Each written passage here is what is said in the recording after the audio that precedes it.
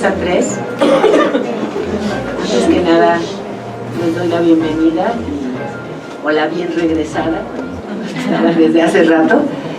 Yo soy Ángeles Figueroa, soy psicoanalista de la Sociedad Psicoanalítica de México y voy a tener el honor de coordinar esta mesa, que es Psicoanálisis y Violencia. Nuestros ponentes, la primera va a ser la doctora Alicia Briceño, con su ponencia de violencia de género, vías de salida, agresión y o sometimiento. Les voy a dar una pequeña reseña sobre su trabajo. No es algo muy sintético, pero ella es psicoanalista por la Sociedad Psicoanalítica de México, de la que es miembro titular con función didáctica, docente en el Instituto de Formación y expresidenta de la misma. Es doctora en investigación en psicoanálisis por la Sociedad de Psicoanálisis y Psicoterapia, egresada de postdoctorado en estudios de género en la Universidad UCIES de Buenos Aires, Argentina. Es miembro de la comisión directiva de la Federación Psicoanalítica de América Latina y es autora de diversos artículos publicados en libros, revistas y congresos nacionales e internacionales. Sus principales temas de trabajo son mitos, género y violencia de género. Vamos a escucharla. Muchas gracias. Buenas tardes. ¿Me escuchan bien? Sí. Perfecto. Bueno, hace unos días impactó en redes sociales la entrevista hecha al asesino serial de Ecatepec. La deshumanizada forma en que describe las razones que tuvo para matar, la misión que él escucha, que le ha sido encomendada, de matar a lo más podrido de la sociedad, es decir, a las mujeres, y, entre comillas, el bien que le causa con ello a su aire, a ese que él respira, porque ellas ya no están. Si salgo, patrón, seguiré matando. Es algo que necesito hacer. Me lo dice la voz, y matarlas hace que limpie el mundo. A mi mundo de esa porquería. Un discurso indudable de la parte psicótica de la personalidad, que nos horroriza porque pone en cuestionamiento todos los valores y normas de la sociedad. El feminicidio es sin duda la forma extrema de violencia de género, forma utilizada desde hace siglos a través de la caza de brujas, los cinturones de castidad, las mutilaciones genitales y la ablación de clítoris y labios menores de la vulva, donde se suma la erosión de labios mayores con sutura posterior y obstrucción parcial de la abertura vaginal, con el fin de causar dolor y evitar el placer. El término femicida, por otra parte, se refiere al asesinato de mujeres realizado por alguien cercano a la mujer asesinada.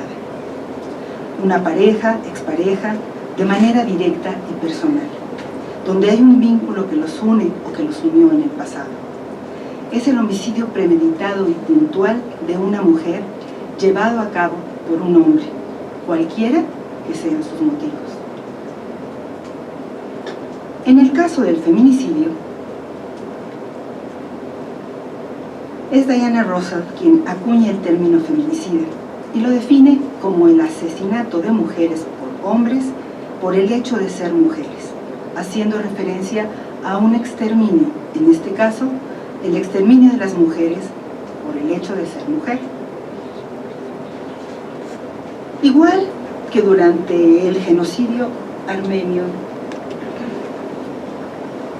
o griego, donde los turcos intentaron desaparecer a estas etnias porque contaminaban sus costumbres y su lengua, también su religión, igual que durante el Holocausto, los nazis matando a las minorías para evitar la contaminación de la raza aria, de la misma forma vemos en la actualidad grupos como el de Boko Haram, que secuestran a niñas que se educan, por el hecho de educarse precisamente, para regresarlas al buen camino del Islam que ellos practican, evitando que aprendan del mundo y reconvirtiéndolas hacia el camino de las buenas esposas, sumisas al varón, quien las compra por $12.5, por $12. O las da en matrimonios a hombres que las soliciten. Si se niegan, simplemente son liquidadas. Para los griegos del siglo V a.C., el hombre era un animal social y político. La unión natural al interior de la casa familiar, es decir, la parte social, era de desigualdad. Así estaba determinada por los dioses. Ya Aristóteles, como señalo aquí, nos decía que el amo es superior al esclavo. El adulto es superior al niño y el varón es superior a la mujer. La unión política, por otra parte, se daba entre iguales, porque sí había igualdad, había democracia. Pero, ¿qué se necesitaba para participar de esa democracia? Ser atenienses, varones, que poseyeran tierras, esclavos, familia y, claro, una mujer que cuidara de todo eso. El varón, el andros, en griego, quedó como el centro y el elegido. Era quien se reunía en el ágora a determinar las formas de relacionarse y todas las decisiones que se tomaban respecto a toda la polis. Así fue determinado de forma natural el androcentrismo. Quedó determinado así que el destino del mundo estaba en manos del hombre. Pobres hombres, pequeña carga. Así, naturalizado el paso al resto de las sociedades, de las culturas, de las religiones, a través de los siglos, fue tomando un sitio preponderante, al menos en el mundo occidental. Androcentrismo o patriarcado sitúa al hombre como centro de todas las cosas y como única mirada, la del hombre, invisibilizando la mirada femenina y todo lo que representa esta. La sociedad y sus normas, su ordenamiento, marcan con claridad cuáles son los roles sociales esperados para ser desempeñados por los individuos, de acuerdo al grupo que pertenecen, su forma de actuar, de vestirse, sus elecciones, sus valores o ideales, sobre todo los ideales del yo. Aunque esto les cause un dolor, un malestar, bien lo decía Freud en el siglo pasado, en el malestar en la cultura de 1930, todo esto que finalmente tiende a enfermar a las sociedades, a patologizar finalmente a los individuos. Podemos ver en lo anterior cuántos esfuerzos de la sociedad por llevar esas normas y cuánto dolor con tal de evitar el universo sexual y peligroso que representa la mujer. Pero hay que entender que sexo y género no son la misma cosa. El género es diferente del sexo. Podemos entender, no leo todo porque ahí está, pero básicamente es darles la idea de dónde surge lo que es el género, a diferencia de lo que es lo sexual. Y que gracias a la posibilidad de complejizar el pensamiento y entrar en contacto con distintas disciplinas, nos permite entender desde el psicoanálisis qué es lo que pasa en la subjetividad que se va creando de las personas, cómo van aprendiendo a pensarse y a mirarse, no solo desde ese sexo asignado en el momento de nacer, porque me imagino que todos sabemos que en el momento del nacimiento el doctor toma al bebé, hace una exploración, digamos, mínima, y decide, de acuerdo a la observación directa, si es un varón o es una niña. Los problemas que vienen después son de después.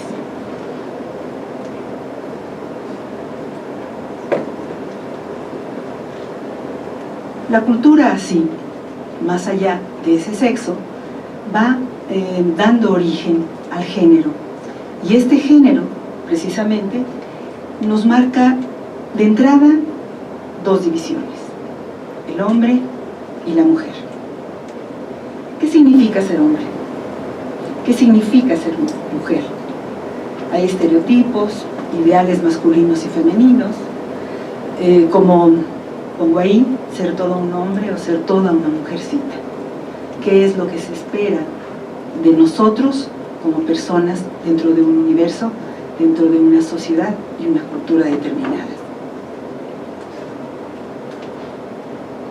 Del varón se espera, estamos hablando justamente de estereotipos, es decir, de lo que la cultura ha marcado, que afortunadamente va teniendo una modificación, pero de acuerdo a la cultura, por lo menos en la que vivimos nosotros, los poderes esperados para el varón son el económico, la fuerza, el valor, la dominación masculina, lo racional y la autoridad. Para la mujer, desde luego, el poder de los afectos. Es decir, las mujeres son tiernas, son dulces, están atentas a los cuidados hacia los demás, a la crianza de los hijos, y en vez de la autoridad viene la sumisión. Para ser autoridad hay que tener una fuerza interna, hay que tener una cierta agresión. Para ser sumisa, esa agresión que todos los seres humanos tenemos viene volcada hacia adentro.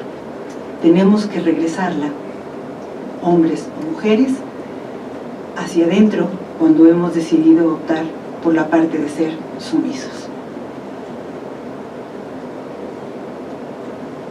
¿Y qué pasa en las relaciones de pareja? Es una conferencia breve, estoy tratando de abarcar líneas distintas, pero que nos permitan pensar sobre todo qué es lo que pasa con la violencia entre las personas. Yo digo aquí, ni contigo ni sin ti. Es el drama de la violencia en pareja.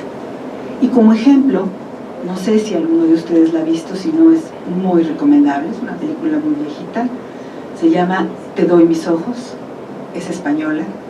¿Sí la vieron? Excelente, muy buena. Sí, porque realmente nos pone a pensar.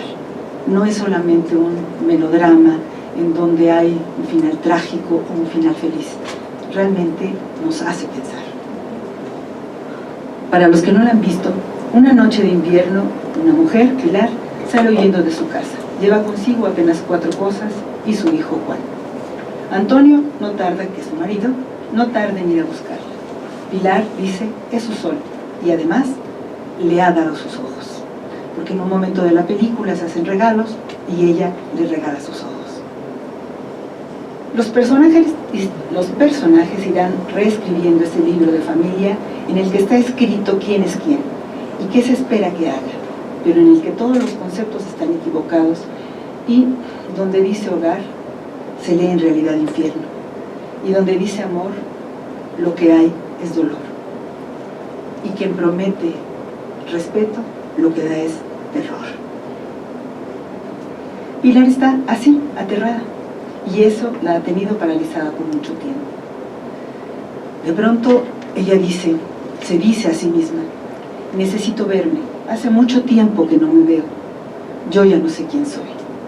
Al parecer, al darle sus ojos, ella le dio lo último con lo que podía verse a sí misma, y entonces en esta imagen ella le entrega los ojos y le entrega lo más profundo, que es ella misma, su ser, y no sabe su identidad, no sabe quién es. No les cuento lo demás porque eso espero que lo puedan ver en la película. Pero ¿qué pasa con la violencia? Ante la violencia uno se asusta, se angustia, se enoja, dan ganas maquillarlo y pretender que no pasó. ¿Cuántas veces hemos escuchado quienes trabajamos con parejas, con mujeres, con hombres, con personas que han sufrido maltrato físico, que me caí de la escalera? No, es que soy muy torpe, abrí la puerta y me pegué. Es decir, las excusas van a ser infinitas. Recuerdo mucho una situación de un varón que decía, sí, hace mucho calor, pero es que yo no puedo usar manga larga. ¿Y eso por qué? Se subió la manga y me mostró cómo tenía los brazos totalmente con cicatrices por los rasguños de su pareja. Y entonces su pareja lo obligaba a que esto lo ocultara. No necesariamente necesitamos un maquillaje.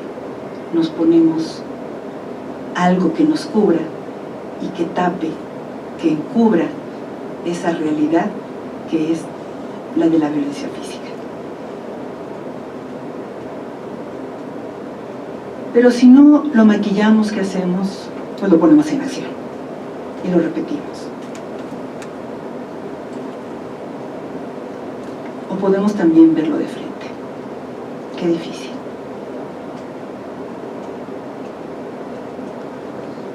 Lo mejor es buscar soluciones y no callarse. Alcen la voz. ¿Qué es lo que sucede en México? Es decir, ¿cuáles son las estadísticas? Según el INEGI, en los datos del 2006, la prevalencia de violencias en las mujeres causada o unidas con un hijo o más por parte de su pareja actual a lo largo de su relación era del 47.4% del 100% de mujeres. Básicamente, este porcentaje último, porque ahí van mostrándose todos, el sexual, el emocional, el económico, etcétera, pero estos datos lo que nos muestran es que ese porcentaje tan alto significa que es bastante común, es casi 1 de cada 2 mujeres que han sufrido violencia en algún momento. Es decir, de 46.5 millones de mujeres de 15 años y más, el 66.1, 30 millones de mujeres han sufrido violencia o maltrato de cualquier tipo o agresor alguna vez en su vida. No vamos a ver todas las estadísticas, pero bueno, finalmente lo que nos prueban es que en estos números que a veces no nos gustan, pero en donde nos dan datos tan duros, en donde realmente podemos ver con claridad qué es lo que pasa a nuestro alrededor. Y como tengo la idea de que hay algunos psicólogos por aquí, estudiantes de psicología, sí, eso pienso. Ustedes se van a enfrentar a muchas situaciones de esas. Lo más difícil es empezar a hablar y reconocer. Llegan porque sienten vacío, porque están deprimidas, porque hay un malestar en las mujeres. Durante muchos años, y actualmente igual, el malestar se combate con medicamentos, con segregación, con rechazo, con violencia, encima de la violencia. Bueno, esta es otra estadística. Y podemos, fíjense, la Ley General de Acceso de las Mujeres a una Vida Libre de violencia, se promulga el 1 de febrero del 2007. Por eso es que cito las citas de ese momento. Desafortunadamente, las cifras han cambiado realmente poco. Era necesario tener elementos, herramientas jurídicas que permitieran visibilizar el problema que ocurría. Durante el sexenio de un presidente, Echeverría, él decidió que no era bueno que las parejas no estuvieran casadas. Y entonces, parejas que vivían en unión libre durante años, él decidió llevarlas y casarlas. ¿Qué fue lo que sucedió? que esas parejas que se llevaban bien, o sea, no necesariamente tenían 20 o 30 o 40, había parejas de 60, de 65, 70 años, y de pronto el marido golpeaba a la mujer. Y la pregunta era, ¿pero por qué si nunca la golpeaste? Llevabas 30 años viviendo con ella. ¿Por qué la golpeaste? Porque es mi mujer y ese es mi deber. No solo mi derecho, ese es mi deber. Es decir, es una forma de pensar que está en la cultura y que nos es trascendida, que nos es heredada y que tenemos que buscar formas de hacer un cambio. La violencia contra la mujer es todo acto de violencia basado en la pertenencia al sexo femenino que tenga o pueda tener como resultado un daño o sufrimiento, ya sea físico, sexual o psicológico, etcétera, lo que dice ahí en el discurso. Es decir, está tipificado. Hay leyes que nos protegen a hombres y a mujeres, porque insisto, cuando hablo de este chico que tenía los brazos arañados, los brazos lastimados, ocurre en cualquier momento, en cualquier edad, y a cualquiera nos puede suceder. En el 2017, a diferencia de los datos del 2007, de esos 46.5 millones, en las mujeres de 15 años o más, les decía, son 30 millones las que han sido víctimas de maltrato. El 43%, o sea, la mitad de todas ellas, ha sido el ataque directamente de las parejas y los novios, exnovios, como les decía en un momento atrás. Entre 2014 y 2016, las entidades que presentan las tasas de homicidio, sobre todo en las mujeres, permítanme un segundo. Así no tengo. Saco mi apunte y lo voy leyendo, así es más fácil, porque estoy aquí luchando con...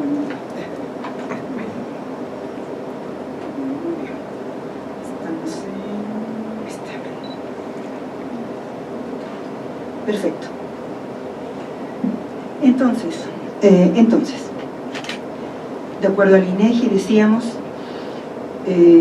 es el 43.9 que ha enfrentado agresiones del esposo o pareja actual o la última a lo largo de su relación.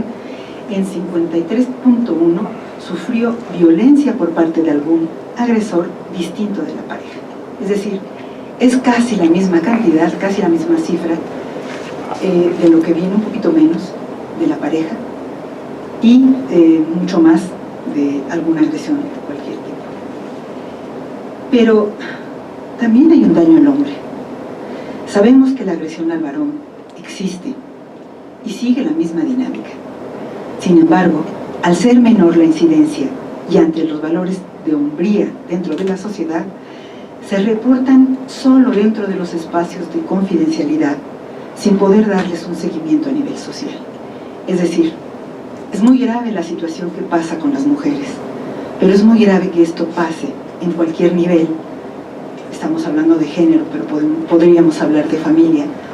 Que pase en cualquier lugar y a cualquiera, simplemente por el hecho de que hay un victimario que puede agredir a una víctima.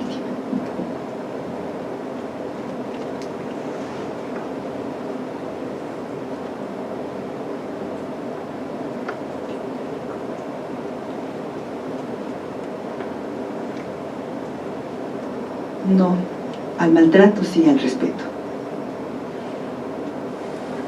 La violencia física es todo acto de agresión intencional en donde se utilice alguna parte del cuerpo de la mujer o del hombre, algún objeto, arma o sustancia para sujetar, inmovilizar o causar daño a la integridad física de la mujer o el hombre agredidos. Esto se traduce en un daño o intento de daño que puede ser permanente o temporal de parte del agresor sobre el cuerpo de él o de ella. Su espectro varía desde un pellizco, un rasguño, hasta la muerte.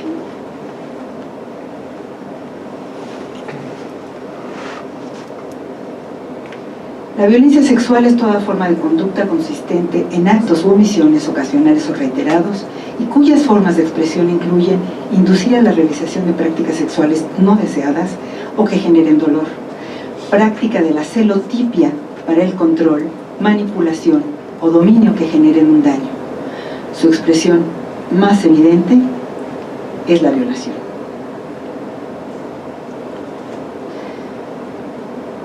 A mí me impactó mucho esta propaganda. Afortunadamente ya la quitaron, pero es una propaganda, como ven ustedes, de Dolce & Gabbana. Y ¿qué es lo que nos están mostrando? Una violación tumultuaria, ¿no? Es decir, seguramente, incluso tal vez pudieron haber visto ustedes alguna vez esta publicidad y no notaron lo que había pasado, o sea, no notaban que lo que estaba ocurriendo no era una seducción, no era una atracción, era realmente un hecho concreto en contra de. La violencia económica son formas de agresión con el fin de controlar tanto el flujo de recursos monetarios que ingresan al hogar o bien la forma en que dicho ingreso se gasta. O sea, ¿quién decide? ¿Solo la mujer? ¿Solo el hombre? ¿Solo uno de la familia, de la pareja? La propiedad y uso de los bienes muebles e inmuebles que forman parte del patrimonio de la pareja, reclamos de dinero, amenazas o incumplimiento con relación a dar el gasto, usurpación de bienes materiales, prohibiciones de trabajar o incluso de estudiar. Y sí, a veces es hasta que la muerte los separe.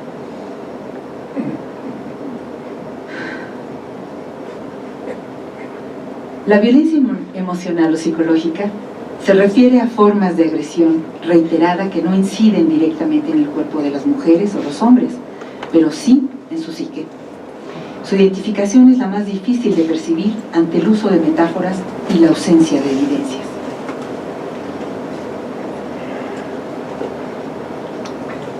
Pero las palabras son golpes, agresiones, y los gritos lastiman.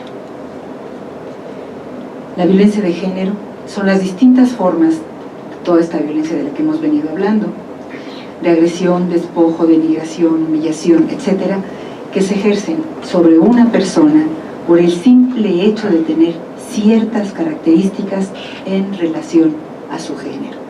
Y con eso estamos hablando de los heterosexuales, lésbico, gay, transexuales, transvesti, intersexuales, bisexuales o el tipo queer, es decir, la violencia contra otro ser humano. ¿Acaso no se puede huir de la violencia?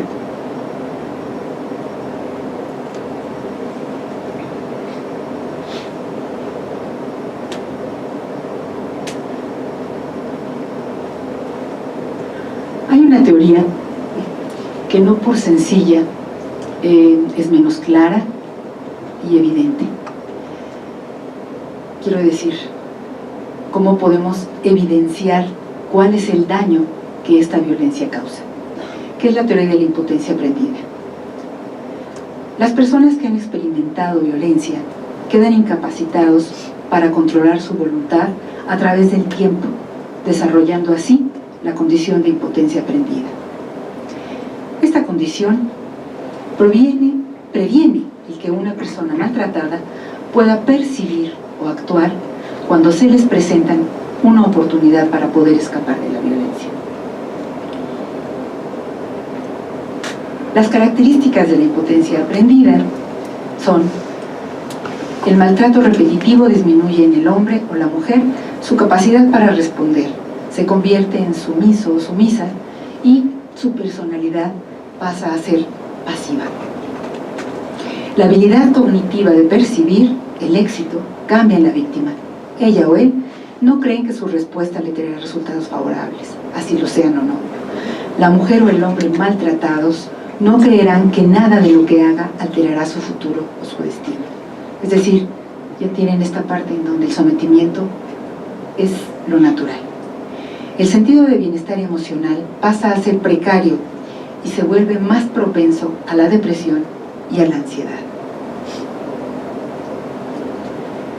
Hay una teoría de este ciclo de maltrato. La victimización prevalece debido al ciclo de la violencia. La teoría prueba que el maltrato no es al azar o constante, que más bien ocurre en ciclos repetitivos, compuestos por 3 fases que podrían tener un lapso de tiempo de algunos meses o de días de duración. Hay una fase de calma y reconciliación, otra de tensión acumulativa, una de maltrato agudo, y esta vuelve a ser a reengarzarse con la anterior.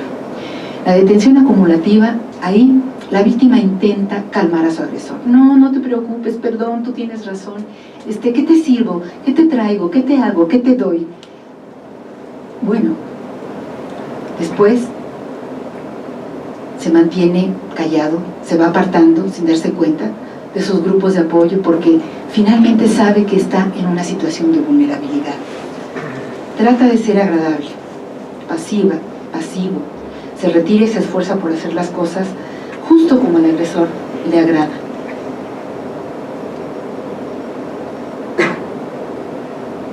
Trata de complacerlo, pero como no hay forma, se da la fase del maltrato agudo. La tensión acumulada genera un estado de rabia descontrolada, con episodios de abuso físico y sexual por lo general. Hay otra película también muy buena que es, ya voy a acabar, que es Durmiendo con el enemigo, también es muy viejita, pero véanla, es muy interesante.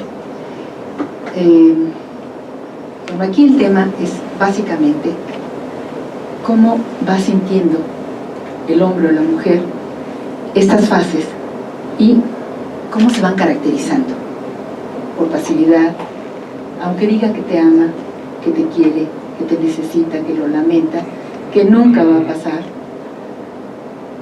Si lo dejo me mata, si no dejo me suicido. Por eso digo, hasta que la muerte los separe. Las relaciones de dominación están basadas en la...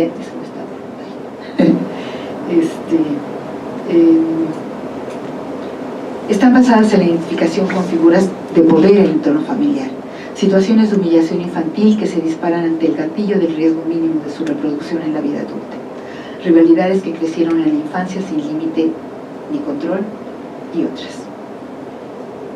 Ser violento victimario puede haber tenido muchas razones. Aquí lo importante es que podamos entender que es un interjuego. Hay una víctima y un victimario. Y es solo si nosotros jugamos uno de los roles que la violencia se va a seguir reproduciendo. De otra manera, esta agresión puede ser transformada creativamente en diálogo, en comprensión, en participación. Y esta victimización en empoderamiento, es decir, en hacerse fuerte y decir, no, hasta aquí, no quiero eso. Muchas gracias. Muchas gracias, Alicia. Muy interesante tu ponencia. Yo les recuerdo que al final vamos a tener un tiempo para preguntas, para diálogo, y solamente les recomiendo, si tienen ya preguntas, que las escriban para que nos la puedan hacer llegar en cuanto termine la siguiente. Y nada más, al estarte escuchando, con lo que inicias tu plática es: creo la reproducción del estereotipo. En la noticia esta del asesino en serie se habla de la figura masculina, pero hasta donde yo entiendo es apresado y es en pareja en que actúan la agresión. O sea, está el hombre, pero está también su mujer, su pareja, y ambos son los que actúan esta violencia. Y sin embargo, en las notas en el seguimiento que se hace a nivel de radio y demás, se hace así, referencia al varón. Se asume que el varón es la figura de autoridad y que la mujer se tuvo que someter probablemente para seguir recibiendo el afecto o el reconocimiento de su pareja, se tuvo que someter a ser ella también agresora. Creo que eso es importante porque también nos da una mirada de lo difícil que es aceptar o ver la agresión de la mujer, la agresión ejercida por la mujer, ya sea contra otras mujeres o contra varones o lo que sea. En el ejemplo del paciente con los brazos arañados, sí, a mí lo que se me viene a la cabeza es que esa es una doble violencia. El varón que es violentado, además es violentado socialmente. O sea, nosotras como mujeres tenemos permitido ser vulnerables, ser débiles. Si vas a salir, bueno, ve con un amigo, o sea, como que el varón te va a proteger. Si van puras mujeres, están siendo como foco de la agresión, pero pareciera que si va un varón, ya se diluye el peligro, y eso no es cierto, ¿no? Pero en el caso de los varones, ¿cómo es posible que te haya pasado esa agresión, que hayas permitido esa conducta violenta? Entonces, socialmente es todavía más violentado que la mujer. No estoy diciendo que no se revictimice a la mujer muchas veces, pero en el caso de los varones es muy notorio esto, ¿no? Y por eso es que se oculta más, como con pena, con quitar hombría o virilidad. ¿Cómo es que tu mujer te golpea? La clásica figura del mandilón, que es mandado por su mujer, es esta parte de, por ser pareja, tú debes de ejercer la autoridad. Si no la ejerces, dejas de ser varón. Entonces yo creo que ahí hay otra línea también importante, pero bueno, vamos a seguir platicándolo y pensándolo. Y ahora vamos a la otra ponencia, ¿sí?, que es el maestro Diego Bernal Saldaña, con su presentación que es Topología de la Violencia.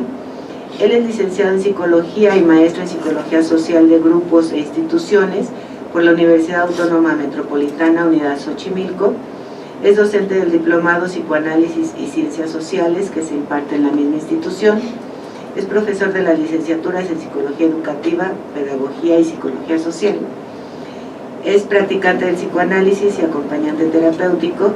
Sus temas de investigación son locura, modernidad, metodología de las ciencias sociales y topología. La escuchamos. Muchas gracias.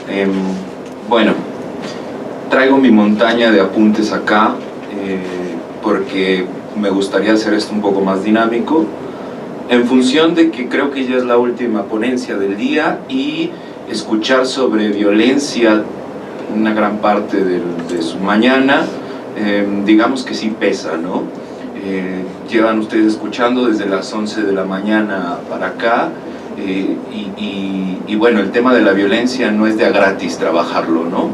Quiero agradecer a Tania, a Fer, a la Ibero por el espacio. Apalabrar la violencia es importante, ¿no? Es difícil, es cansado, es agotador, pero me parece que en las contingencias actuales de la civilización es importante darle lugar a la palabra en el espacio de la violencia. ¿Por qué digo espacio de la violencia? Porque justo vamos a decirlo así, mi pregunta de esta investigación, si bien tiene que justificarse con el qué es violencia, por qué la violencia, el para qué, a mí me gustó enfocarme en el dónde aparece la violencia y cuáles son sus formas, ¿no? ¿En dónde está la violencia? Esa sería una primera pregunta que yo lanzaría a modo de provocación, ¿no? ¿Y qué forma tiene? ¿No? Empecemos un poco con lo de topología, porque bueno, es un concepto y una disciplina poco estudiada dentro de las matemáticas, ¿no? La topología nace en la montaña del Rey de Königsberg, que hagan de cuenta que había 3 islas, ¿no? Y el problema matemático a resolver era cómo paso por cada una de las islas una vez, ¿no? Con la menor cantidad de puentes posibles. Entonces eso llevó justamente a las matemáticas a poder pensar otro tipo de formas y otro tipo de contornos y otro tipo de bordes, ¿no? Que terminan siendo la topología, es decir, el estudio de las superficies no orientadas. ¿Qué pasa? Hagan de cuenta que es una lámina de caucho que puede, justamente por las características de la topología, estirarse o comprimirse. Entonces, la topología lo que nos permite es ser más artesanales, ¿no? Es decir, moldear.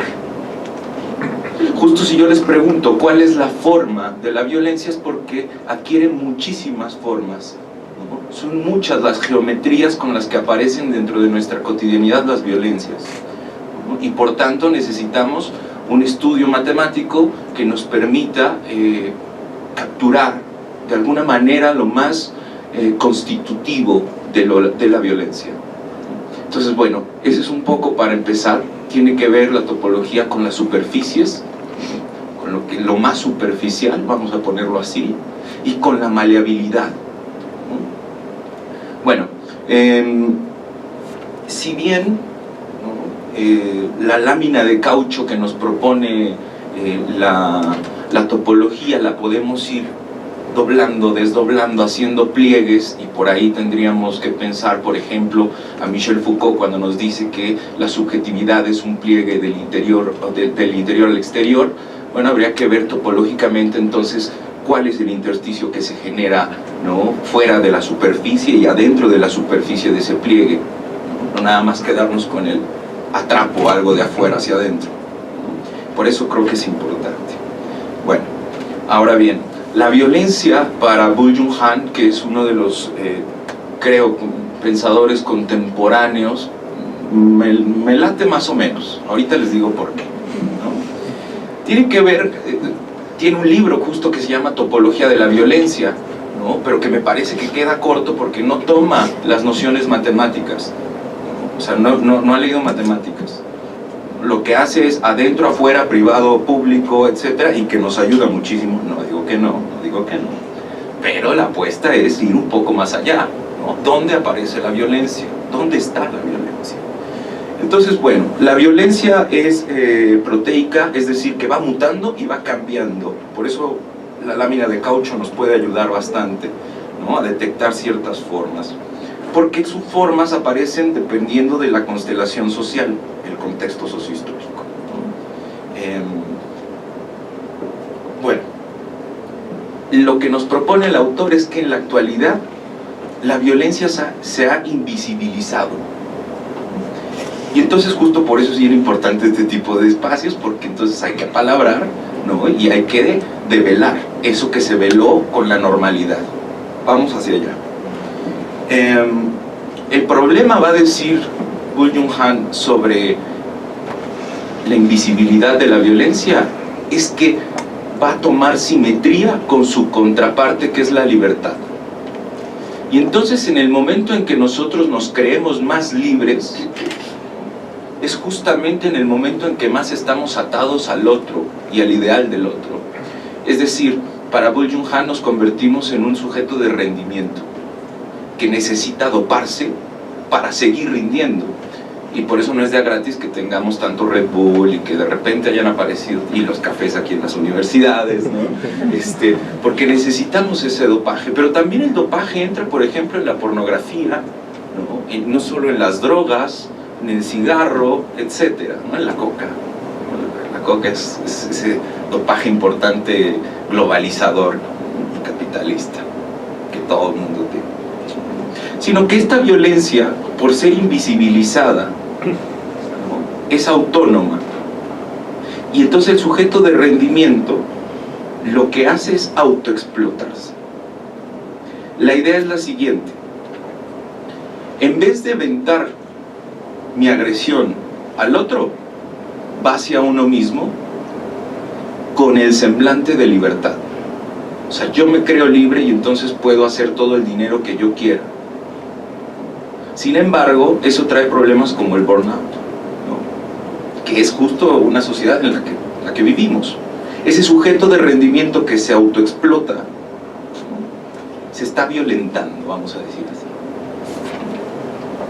Y es muy interesante pensar esto, porque tiene manifestaciones macrofísicas. Es decir, ustedes pueden ir en el tráfico, ¿no?, y todos se van mentando la madre en las horas pico. En el metro todos vamos replegados y nuestro cuerpo no sabes dónde termina y empieza el del otro, ¿no? Pero bueno, mientras nos inmunicemos, va a decir Roberto Esposito, el otro no me importa, ¿no? ¿Cómo nos inmunizamos? Pues nos ponemos nuestros audífonos y si le pasa algo, no importa. Pensando, por ejemplo, del muerto que estuvo horas en el metro Tasqueña y que la gente hasta lo movió con patadas como para que se haga a un lado y la gente pudiera pasar, ¿no?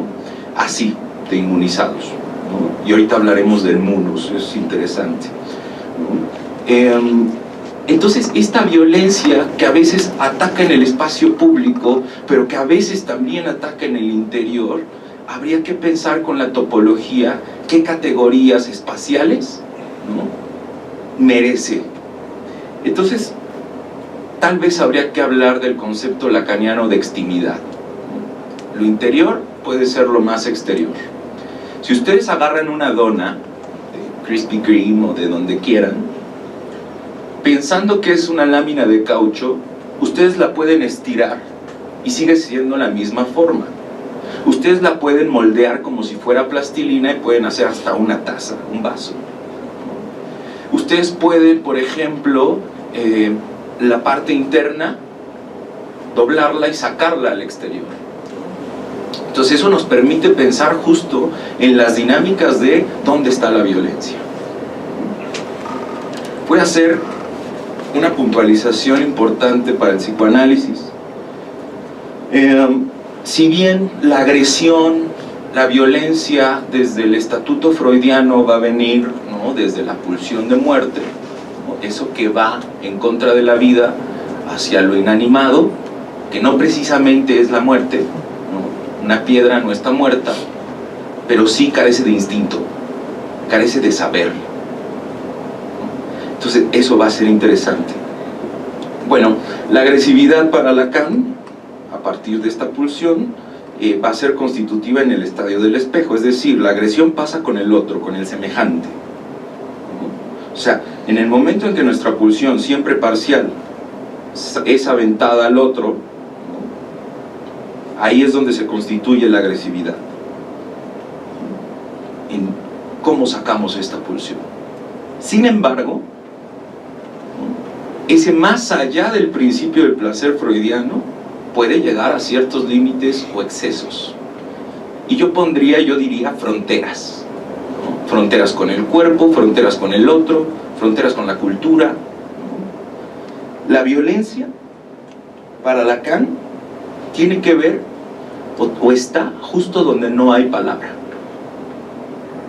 La agresión es con el otro, con los semejantes, con los pares, pero la violencia es ese lugar en donde ya no hay palabra, y si no hay palabra habría que pensar si es un lugar, ¿no? Porque podríamos pensar como Marc Augé, el antropólogo, y decir es un no lugar, porque ahí no hay vínculos, no hay un régimen simbólico que sostenga la agresividad, ¿no?, en la palabra, sino que la violencia va en contra de lo simbólico, va en contra de la palabra, va a callar, va a someter, ¿no? Si bien el poder, ¿no?, o la violencia es constitutiva del poder, y el poder sí puede generar espacios y configurarnos por la misma espacialidad en la ciudad, en una universidad, etcétera, en Tapanco, por ejemplo, de aquí, ¿no?, ya constituye y configura relaciones de poder. Es lo que va a decir Foucault. Lo interesante es que Raimundo Mier va a decir, no hay las barreras teleológicas para nuestros instrumentos como psicoanalistas o como estudiosos de las ciencias sociales llegan a un límite. no podemos separar violencia y poder. Es muy complicado, digamos, ¿no? Ha sido muy complicado. Entonces, eso es un poco pensando la violencia. Por supuesto que para el psicoanálisis también se inmiscuye la instancia del superyo, pero desde el lugar de con su ferocidad, digamos, ante las prohibiciones y por tanto ante lo permitido también. Es decir, en el momento en que algo se prohíbe, también se está jugando el por qué se prohíbe eso, ¿no? Y el goce que uno apunta con ello. Bueno, no sé cuánto tengo de tiempo, pero quiero abordar un poco la civilización, ¿no? Jacqueline Miller va a hablar de el orden simbólico y cómo en la actualidad los semblantes no alcanzan, ¿no? El padre ya no es padre, el cura ya no es cura, los maestros ya no saben ser maestros, los profesores no saben ser profesores, no sabemos ser profesores, ¿no? Y el mismo psicoanálisis también tiene que reinventarse, ¿no? Porque las formas ya no son las mismas. Es decir, pasamos del Victoria, ¿no? De la era victoriana freudiana a la pornografía. Y eso claro que trae consecuencias, ¿no? Pasamos de estas grandes instituciones disciplinarias, ¿no? Una Castañeda, un Lecumberri, que inspiraron el Apando, por ejemplo, de Revueltas, que es la obra sobre las instituciones totales, pero ahora tenemos lo que Deleuze va a llamar sociedades de control. Y para el psicoanálisis es importante estudiar eso, ¿no? Es importante dar cuenta de las transformaciones de la sociedad y sobre todo de las informas que toma la violencia. La fragilidad con la que los discursos de hoy son quebrantados demuestra un déficit de lo simbólico y por tanto los impases, ¿no? De una sociedad en la que somos débiles psíquicamente, por más que tengamos gimnasios de alto rendimiento. Justo ahí está el sujeto del rendimiento. Bueno, la inclinación agresiva, a decir Freud en El malestar de la cultura, es originaria, es constitutiva de lo humano. Es decir, no podemos quitar la violencia y no podemos tapar la violencia, porque eso es lo peor que podemos hacer como sociedad. O sea, el momento que tapamos la violencia, ¿no? Y no la asumimos, en ese momento se genera la violencia que Byung-Chul Han va a llamar negativa, invisibilizada, ¿no? Y que por ello va a traer consecuencias justamente del exceso, en el orden del exceso. Entonces, bueno, podríamos pensar justo que la violencia cada vez nos la tenemos que guardar más a partir de estos discursos de invisibilización. Dos ejemplos. El primero, el Coliseo Romano. Es decir, la violencia antes tenía un lugar público y era sangre, ¿no? Y era logor. Sin embargo, en la actualidad, justo lo que vemos es las ejecuciones privadas, ¿no? Se hacen en lo privado, justo en lo que comentaba la doctora, ¿no? Del monstruo, ¿no? Y además la categoría de monstruo de Ecatepec, ¿no? Eso me llama mucho la atención, la categoría de monstruosidad, porque habrá que pensar qué es lo inhumano, si la violencia es humana, es constitutiva del sujeto.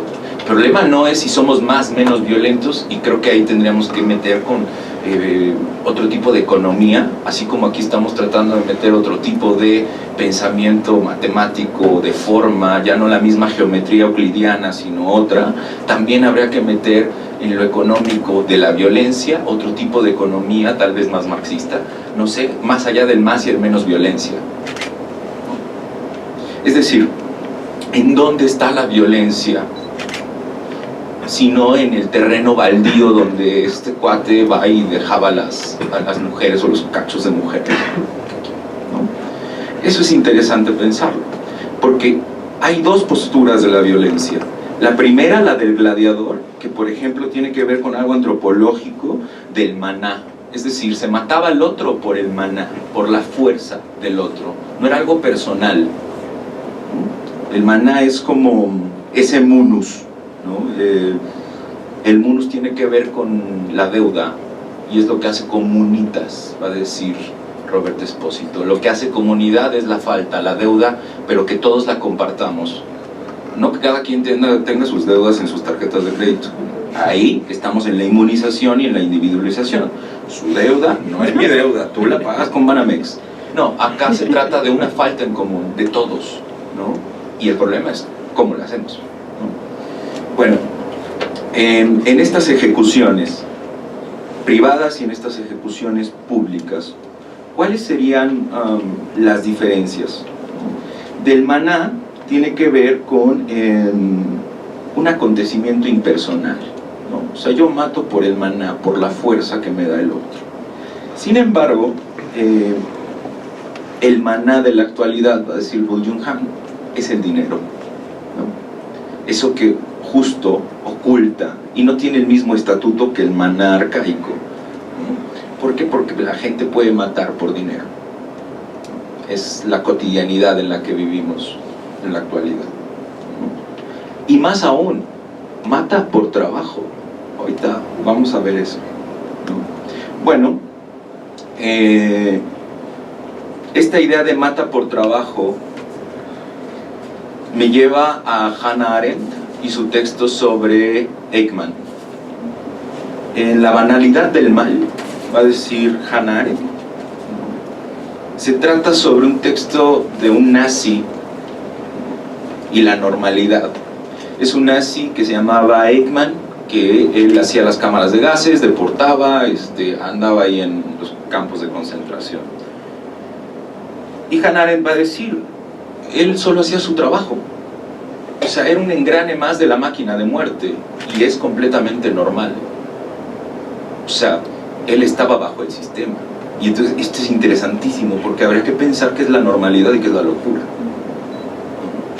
O sea, si lo normal, Eichmann era normal y era parte de la máquina de muerte, y al final era matar a millones y millones de personas, pues la banalidad del mal está justo en la superficie, en lo más superficial, en nuestra cotidianidad, en esta máquina de muerte, va a decir Hannah Arendt.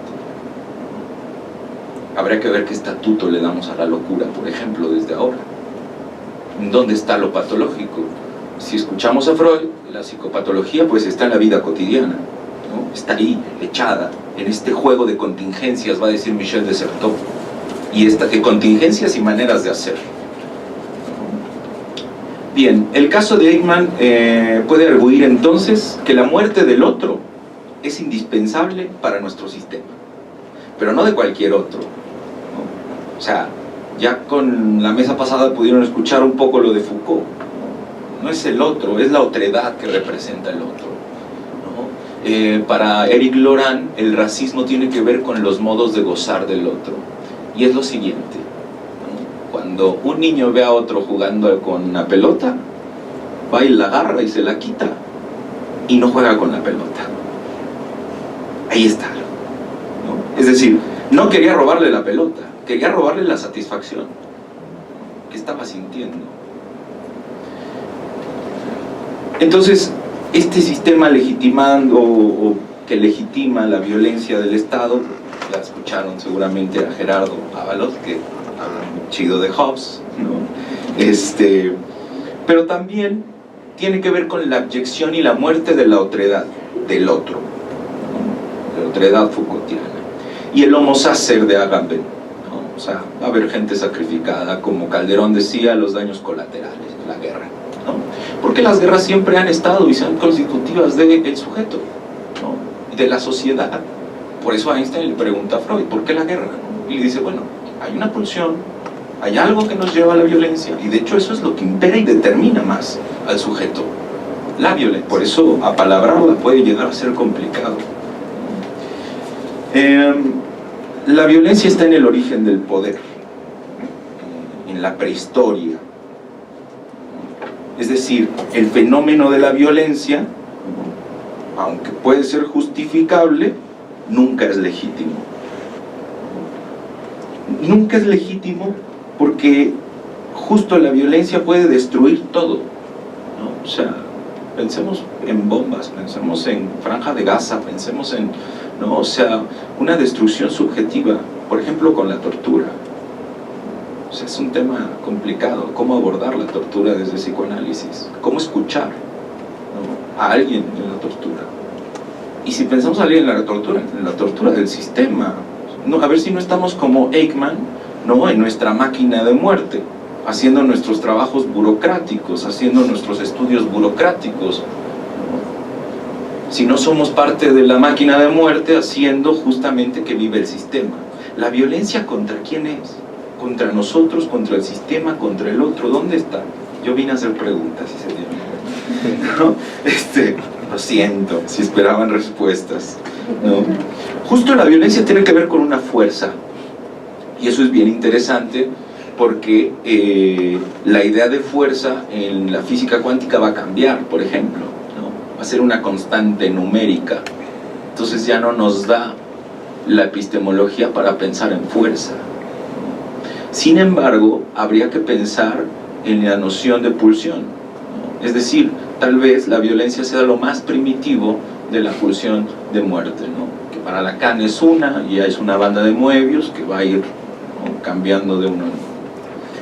No sé, ¿no?, pero esta violencia va con fuerza, que hay que cuestionar la palabra fuerza, potencia tal vez, porque la violencia está en potencia, no es una fuerza. O sea, no es que todo el tiempo esté recorriendo, sino que más bien está en potencia, ¿no? Va a romper el marco simbólico, es lo que trata de hacer, ¿no?, que no haya palabra. Para Foucault la diferencia entre relación de poder y sometimiento es que en la relación de poder sí hay libertad. O sea, uno elige someterse ante el amo, ¿no? Pero en el sometimiento, donde está la violencia, pues es ya cuando nos ponen una pistola y tenemos que entregar nuestro coche, ¿no? Mi experiencia, ¿no? Mi experiencia sobre la violencia, que todos la tenemos, ¿no?, a diario, está en la cotidianidad, aunque no nos demos cuenta, ¿no? Las declinaciones actuales, ¿no?, de la violencia para Lacan van a ser el racismo, esto de quitarle el balón al niño, ¿no?, los judíos con Hitler, los negros en Estados Unidos, en México los indígenas, ¿no?, ellos gozan de algo que nosotros no, entonces ahí impera el racismo. Muy interesante porque Hannah Arendt también en su libro de La condición humana lo va a trabajar. Y el estrago, va a decir Lacan, que es la infinita demanda de amor, inacabable, más, más, más, más, ¿no?, que lleva justo a los excesos, o al exceso, o a la frontera, mejor dicho, ¿no?, para pensar la topología. Habría que ver si la violencia está en las fronteras de nuestra palabra, ¿no? Es una propuesta mía. Zizek, por ejemplo, va a decir que hay que desfetichizar a la violencia, ¿no?, es quitar el horror a la violencia. O sea, hay que verla como es y dotarla sin todo el aparataje imaginario de la agresividad, ¿no? La agresividad tiene que ver con que nosotros como seres humanos a fuerza necesitamos la agresividad, o hay odio o hay amor, ¿no?, para vincularnos, va a decir Freud, y en el malestar en la cultura va a ser la causa de sufrimiento primigenia para Freud, los vínculos sociales. Entonces, uno empieza, va a decir Zizek, criticando la violencia y termina alabando la tortura. Entonces hay que tener cuidado, ¿no? ¿En qué momento nuestro discurso contra la violencia se vuelve violento? Eso es lo que está pensando Zizek. Y de hecho va a decir, Gandhi es más violento que Hitler. Y entonces a todos nos saca de rollo porque dices, ¿cómo Gandhi puede ser más violento que Hitler? Bueno, porque la violencia de Gandhi va contra el Estado. Justo la violencia no puede ser unión, y la agresividad sí, tiene que ver con ese imaginario que consolida las relaciones y las relaciones de poder y los vínculos sociales. Sin embargo, la violencia no. la violencia va a quebrantar, va a romper, va a fragmentar todo lo simbólico. Entonces por eso Gandhi puede llegar a ser más violento que Hitler, porque va en contra del sistema. Y Hitler no, todo lo contrario, va a consolidar un sistema. Y como lo vemos con Hannah Arendt y Eichmann, en La banalidad del mal, todos los nazis eran normales, abogaban por su proyecto de sociedad. Sin embargo, la maldad y la violencia, la propuesta es la siguiente: veamos la violencia en lo más superficial, no nos queramos ver en lo más profundo, no, está ahí en nuestra cotidianidad, nosotros que nos asumimos en una normalidad, ¿no?, social, y que tenemos ciertas formas de, también somos violentos y también estamos en esa máquina de muerte. ¿A quién hacemos morir? ¿Quiénes son nuestros homo sapiens por estudiar una universidad, una carrera? ¿Quiénes son nuestros homo sapiens como psicólogos, ¿no? ¿A quiénes sacrificamos al estudiar la psicología, ¿no?, al practicar psicoanálisis, al hacer acompañamientos? No sé, ¿no? Voy cerrando, ¿no? La violencia, bueno, sí, altera el ritmo, esa es una pista, es un no lugar, porque no hay vínculos, porque rompe toda la palabra. Entonces, si nosotros nos ponemos a buscar en dónde está la violencia, tendría que ser en el intersticio entre los sujetos que no tienen un lazo. Es decir, si no hay un lazo entre todos los que vamos en el metro, porque nos inmunizamos, nos va a decir Robert Esposito, de lo que se trataría entonces donde surge la violencia, donde se empiezan a madrear en el metro, es justamente en donde se rompe ese intersticio, cuando choca el cuerpo al cuerpo sin palabra.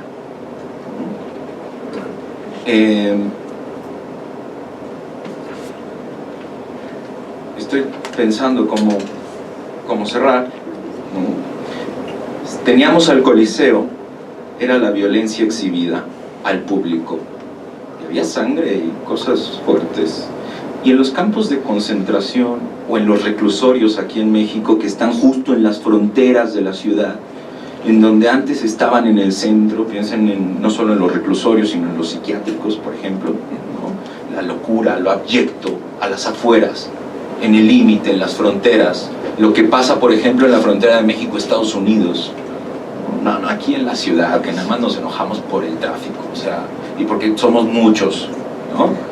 El problema es ir a un lote baldío y encontrar sangre, y encontrar mujeres, y encontrar hombres, y encontrar niños, y sin en cambio, yo lo que les propongo tiene que ver con algo más superficial todavía.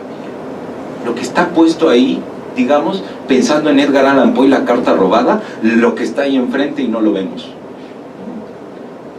Lo que no alcanzamos a ver de nuestra normalidad, no diciendo la violencia, esta violencia es anormal, sino más bien que en la normalidad es violento. Bueno, voy a cerrar porque sí me gustaría pues que dialogáramos, ¿no?, tanto la doctora con ustedes, por supuesto, con una cita de Freud que me encantó. Iba a cerrar yo con otra cosa de Badiou, pero no, Freudcito siempre es bueno, ¿no? Sí, me cae muy bien, escribe bien bonito. Terminando, El malestar en la cultura, dice lo siguiente, del destino del ser humano: si su desarrollo cultural lograra, y en caso afirmativo, ¿en qué medida?, dominar las perturbaciones de la convivencia que produce la humanidad o la humana pulsión de agresión y de autoaniquilación, nuestra época merece quizás un particular interés justamente en relación con esto. Fíjate, está en 1931 y ya está diciendo que tenemos que ponernos las pilas. Hoy los seres humanos han llegado tan adelante en su dominio sobre las fuerzas de la naturaleza que con su auxilio les resultará fácil exterminarse unos a los otros. Hasta el último hombre. Ellos lo saben. De ahí buena parte de la inquietud contemporánea, de su infelicidad, de su talante angustiado. Y luego agrega, en 1931, después de la publicación, una nota al pie. Y ahora, cabe esperar que el otro de los dos poderes celestiales, el eros, el amor, o el amuro, como va a decir Lacan, el eros eterno, haga un esfuerzo para afirmarse en la lucha contra su enemigo igualmente inmortal. Y viene la siguiente pregunta: ¿pero quién puede prever el desenlace? Y es justo en la nota al pie cuando nos menciona que Hitler está entrando, ¿no?, en escena. Muchas gracias.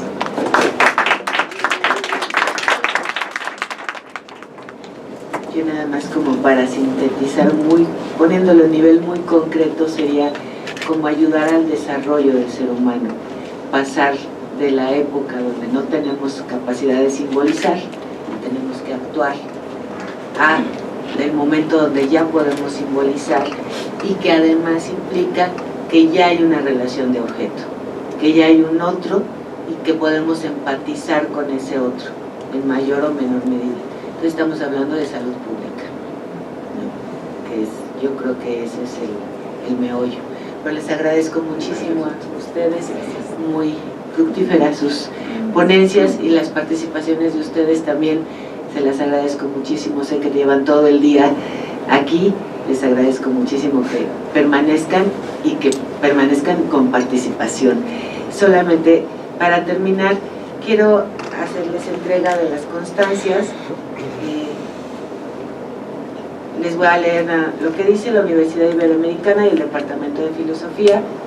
Otorga la presente constancia a la doctora Alicia Briceño por su ponencia titulada Violencia y Género, vías de salida, agresión y o sumisión. Gracias.